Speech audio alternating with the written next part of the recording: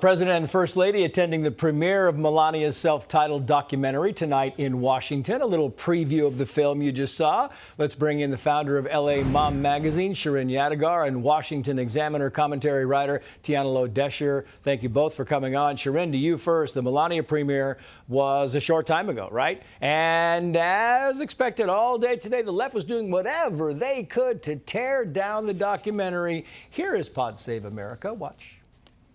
You make a lot of important points about the lack of integrity in this project, but I want to make another one, which is this is a giant bribe masquerading as a film. 100%. No one wanted this. No one wanted to buy this documentary.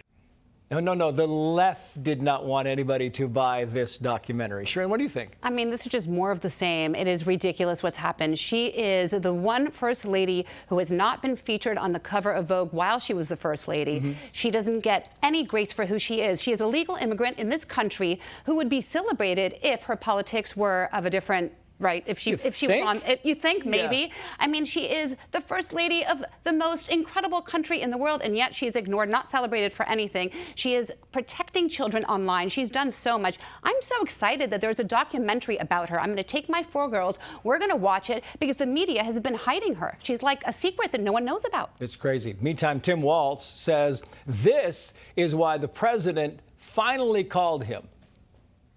I know who I'm dealing with, and I know the reason that he was calling me was he needed something from us. He needed it not because this is a horrific situation of a violation of human rights, the potential murder of Minnesotans, an assault on our state that is unprecedented, I think, in American history. The reason he was calling was his poll numbers dropped and it looked bad on TV, and I know that. Yeah, Tiana, you notice it's an MS Now thing, right? Used to be MSNBC. They talk a big game when they're on friendly media. Yeah, Tim Walz has a couple of times invoked the idea of this being a civil war in The Atlantic, saying, is Minneapolis the new Fort Sumter? Newsflash, Tim Walz, in this case, you are the Confederacy because you are the one that is trying to violate federal law. Anything that Trump gives Tim Walz at this point is a concession because President Trump likes looking at the polls. He understands Americans don't necessarily have a huge appetite for these brawls on the streets. But let's be clear, none of this debate is about changing federal immigration law. President Trump already tried that in his first term, doing DACA for the wall. This is just about, does ICE get to do it the way they do it in red states, which is go to the jails and get the criminal illegals? Or because of sanctuary policies, are they forced to do these raids? Anything that Donald Trump gives Tim Walz is a concession, not a right. Because Ellen DeGeneres doesn't live in this country anymore, we thought we'd get her voice out there. This is what she is opting to. She wants to promote nationwide shutdown Friday. This is because of ICE, right? Nationwide shutdown Friday, January 30th, 2026. No work, no school, no shopping. ICE out everywhere, she says, from a different country. Here's a response. No, as a Minnesotan, this is not what we need. We don't need more disruption and destruction coming from someone who left the U.S., another says. Ellen, I love you, but that is the dumbest idea I've ever heard. How about we respect the rule of law? My students need more. As a first Gen X kid, I'll be at work meeting the needs of my students. Who is going to pay the day? You, Shirin? She has 134 million followers on Instagram. She has a responsibility as a celebrity to bring America together, not to put gasoline and fuel on the fire, which is exactly what she's doing. Yeah. I think it's ridiculous that students across Los Angeles right now are getting notices from their teachers saying, if you choose to walk out, just know you have to make up the work. They're not telling them that it's not okay. And I think as mothers, this is a really important time for us to sit down with our children and say, no, you may not walk out. If you want to bring America together, if you want to do what's right, you can peacefully protest for things you don't agree with. However, the important thing to do is to show up and to show our children and us as adults that we have a responsibility. We can't just walk out. Yeah, and she's not very nice, by the way. Anna Navarro said this, quoting here on CNN about Alex Pretti.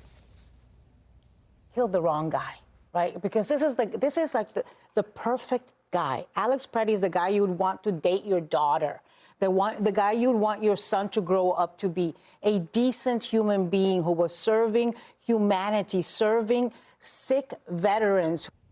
I just want to play some video we got last night of the perfect human being, because here he is. This is, that's him. the one who is spitting on ICE officers and then knocking out the tail light of those, that's the guy that you want your daughter to date. Tiana, what do you think about that comment?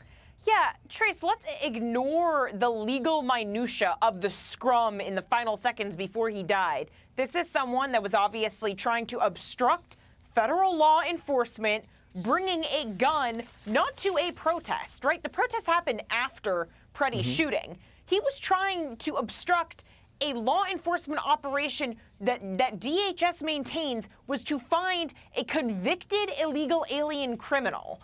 That's who you want dating your daughter? That's not who I would want dating my daughter. But maybe we have different values. Yeah. Tiana, Sharon, thank you both. Thank you. Hey, Sean Hannity here. Hey, click here to subscribe to Fox News YouTube page and catch our hottest interviews and most compelling analysis. You will not get it anywhere else.